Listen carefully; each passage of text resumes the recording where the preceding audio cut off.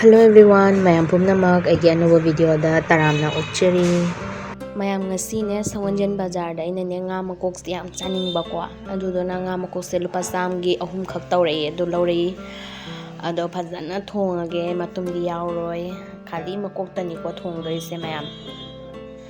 Ado mayam aigi nga makok se jamna udra lupa samgi ni. Ado ai adum mathang Hadi kamaina thongi khotle habado ucharage mayam makhatana video se minarasi aduga mayam na anoba channel na yengba yawragadi ai channel se subscribe tawiramo aduga hanadagi yengba channel oragana thanks for watching adudi mayam loiba phau yengminarasi jam sathina su hauki mayam hejang se hairaga kanade mayam ado jamna thawai hakchang yauna thonghibanara khangde haidi chak hingang thongba thawai hakchang yauragadi amuka hena mahaudo haidi oyebako aduna mayam su sa hingang thongbada jam thawai yauna thongo dedi pokunamo hauhele